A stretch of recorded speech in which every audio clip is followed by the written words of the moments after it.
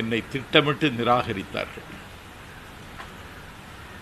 அதற்கு பிறகு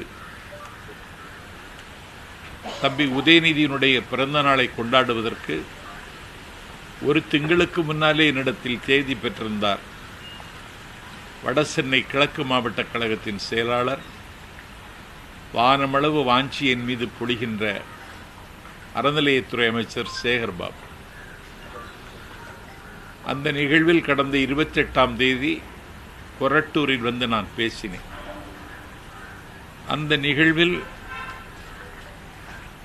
அண்ணன் ஜெகத் ரட்சகன், இயக்குனர் கரு பழனியப்பன், திராவிடர் கழகத்தினுடைய துணை பொதுச் செயலர் மதிவதனி ஆகியோர் கலந்து கொண்டார்கள். அந்த நிகழ்விலேயே கரு பழனியப்பன் என்னை நக்கல் செய்தார், நையாண்டி புரிந்தார்.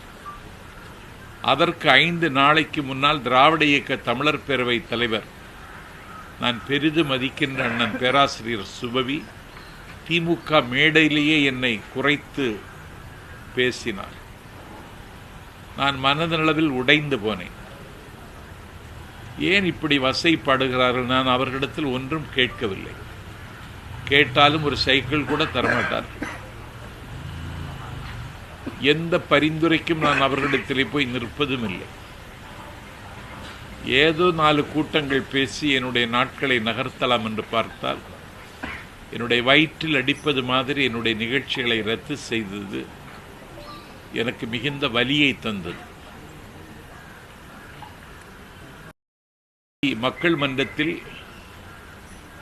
விஜய் சரியான திசையில் பயணிக்கிறாரா என்றொரு தலைப்பில் பேசுவதற்கு என்னை அழைத்த பொழுது, விஜய் சரியான திசையில் பயணிக்கிறார் என்று மக்கள் மன்றத்தில் நான் உரையாற்றினேன்.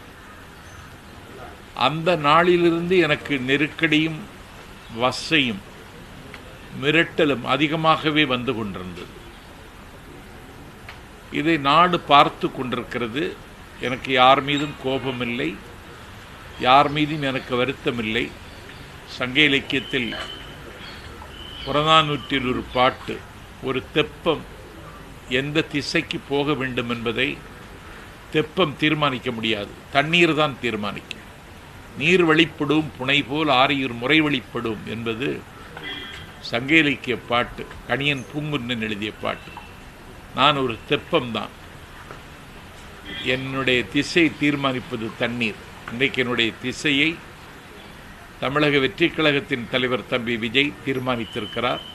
நான் தாவைக்காவில் என்னை இணைத்து கொண்டேன்.